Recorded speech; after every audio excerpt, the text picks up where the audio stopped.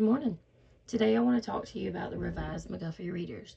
In a previous video, I showed the original ones and how we use those, and today I'm going to introduce you to the revised.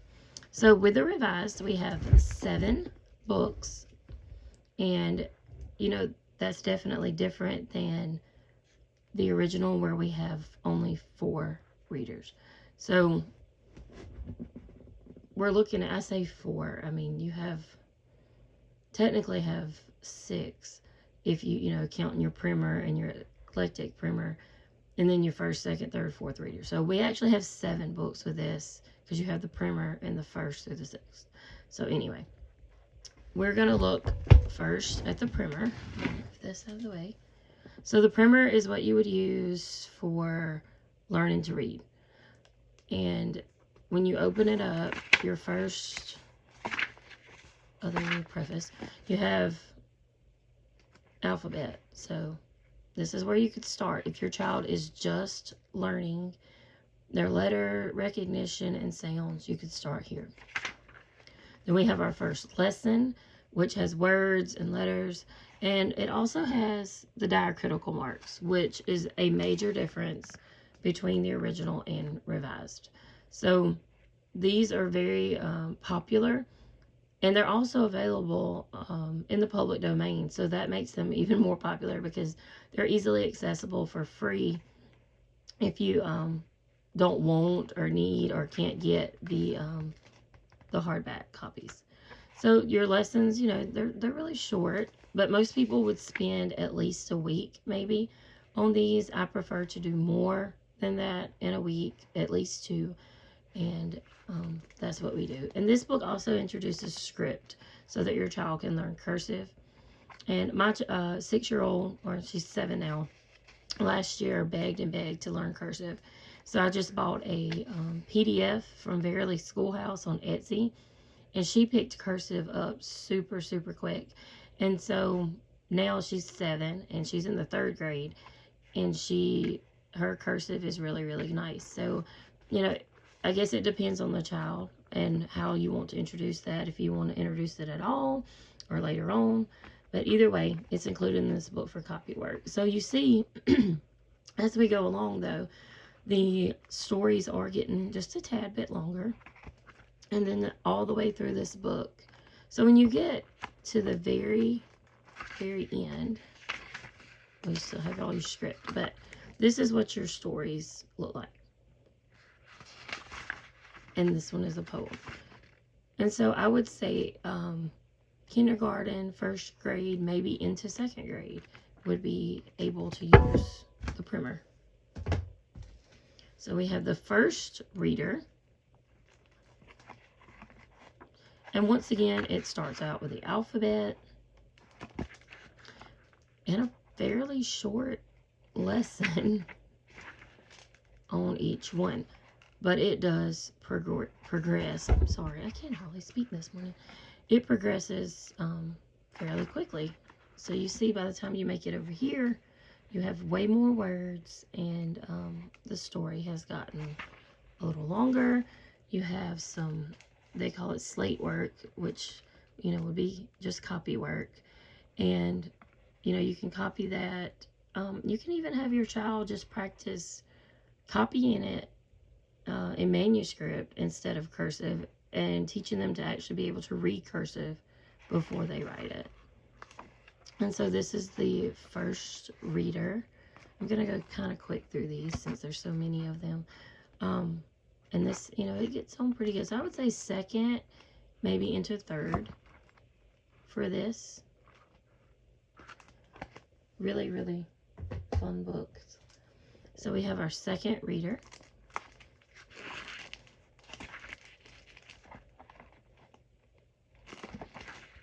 So in the 2nd one, it gives us a list of our stories. And then it gives us the articulation of different sounds, punctuation. So it introduces a little more like grammar along with the reading. So it tells you, about those. And then we get to lesson 1. So look at lesson 1. That's quite a few words for this lesson. And the story goes all the way to the bottom of the next page. So we definitely are getting into third, I would at least say third grade here. And going on through. And, you know, you could possibly just use this all the way through for third grade, maybe into fourth. I'm not sure exactly on the levels for these, because this is, you know, it's pretty advanced, I would say. And the stories are very, very good stories so far from what we have learned. Now, I will say, we have not used the revised for the primer, first, or second.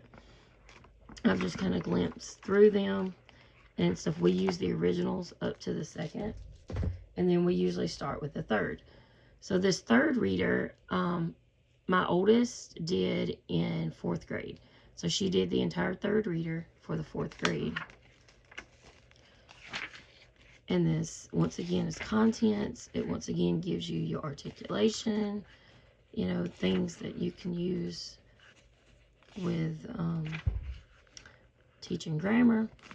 And then your story. So it starts off few words, longer, story, poem, and then it just continues from there to get longer. Which here you see your words. There's not near as many as in some of the other stories. Obviously, it just depends, I guess, on the story. And I want to say, I'm not sure if it's in the third or fourth reader. Let me see. Yes, they change. Here, they're giving you the words, but they're also giving you the definitions. So as you get older, and your child, you know, is getting older, obviously, and reading, now they have the definition for what the words mean. And I mean, I guess that's good if you don't want to look it up, but you also can still look things up in the dictionary. And with this, I think this book, yes, only does that. And in the next book, I'll show you a little bit more changes.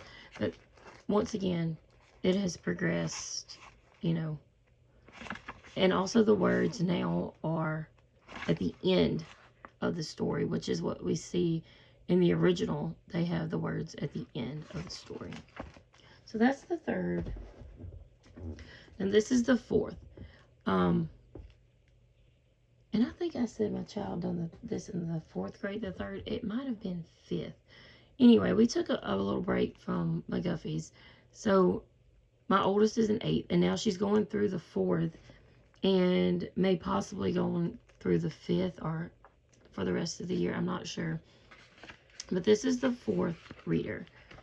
And once again, you still have all of the things, maybe a little more than what you had in the others in the beginning. But this is what I wanted to show you with this one. They start doing. So you have, you know, your poem, your story, your words and definitions, but you also have what they're calling exercises. So it is questions that they can answer. You can choose to do those orally. They can write them in their book. I have my children answer them in complete sentences in their actual notebook. So this is the fourth reader, her bookmark here. And I would say it's, you know, pretty advanced. And like I said, she's in 8th grade. And then look at this one. Look how many questions and things. So I would definitely say it was for older students, middle school for sure. Like I said, I've looked up the levels for the different books, but we haven't used the revised except for with that one child, so I haven't just studied it out. So this is the fourth reader. Quick little side note while we're there, I'm going to show you the pages that she's using with the fourth reader. So this is simple pages that I created. So on day 1, she will read the story, write her words and definitions, and the answers to her questions. Then on day 2, she will do copy work and narration. So she's picking something from the story. She could, you know, obviously had room to write a lot more if she'd wanted to. And then narration. And she writes in her own words what the story or poem was about. And so that's day 1 and day 2. And then on day 3, we do an essay. So we don't need the reader for that. You just choose any topic and she writes. So this day she just wrote me a couple of paragraphs about her best friend. And that's what we do. And then we move on to the next story on the next day. And so I know whenever we were using the lesson books from Sherry Hayes, which I really do love, there were, I want to say, 4 pages per story. So you were doing the story just in a week, just one story. And I really wanted to do more than that. So here we go. Here's the 5th reader. Now this is definitely going to be middle school as well, or maybe even 9th grade. But just once again, you still have instructions in the front, grammar things, reading to help you. So it's a good bit of that in here before you actually even get to the stories. So our first story is, okay, wait a minute, I think I skipped it. So it's technically,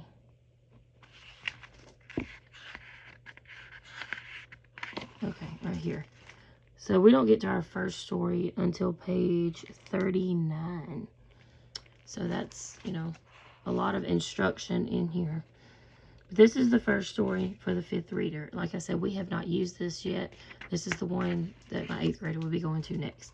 So the beginning of the story here, story continues here. Here the font has definitely gotten smaller, and it continues all the way here. And then you have your definitions up here, and now we have just notes. I do not see exercises anymore. So I guess they feel like by this age they're able to comprehend and know what they're reading about. And so we go back to just having definitions, it looks like here. But they do have the little notes in here about author, it looks like, and about the stories themselves. But you see how much more is in this book. So even flipping on through, once again, like you have more. This is about the author. You have notes and definitions again. So no exercises that I see in this book.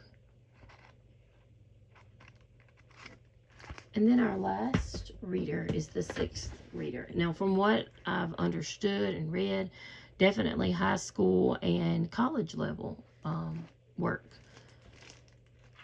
And so if your child is doing this, I would say they're, you know, well equipped in the literature department. So once again, we have the preface, we have the contents. So you have in here, you have, oh, sorry for all the crinkling, y'all. I have these covered with, I think, page protectors I made. But you have,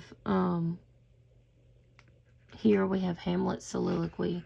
So you have a lot of Shakespeare and things like that in there that, you know, you would study, I would say, in a public school. I remember studying some Shakespeare.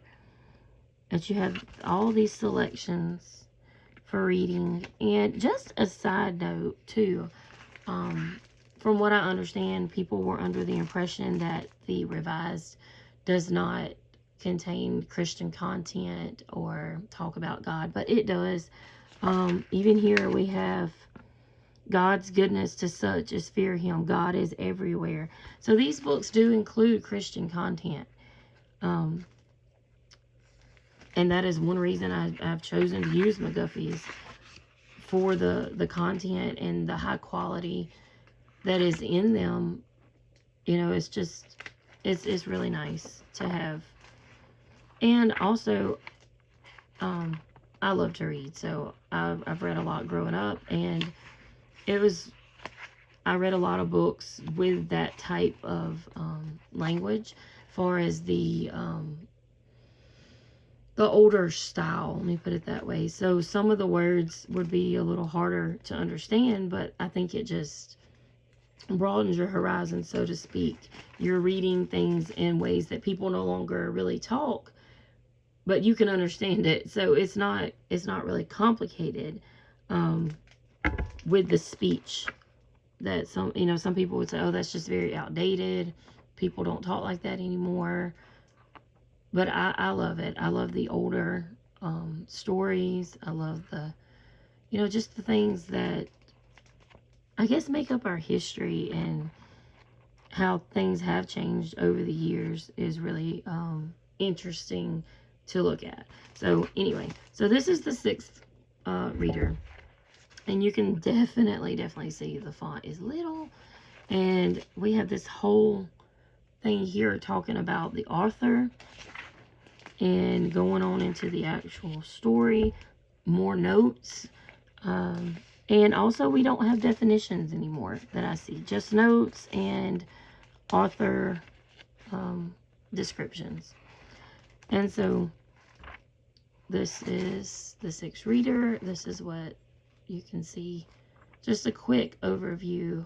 I'm not trying to make a super long video here, but we have the 6th, the 5th, 4th, 3rd, 2nd, 1st, and the primer.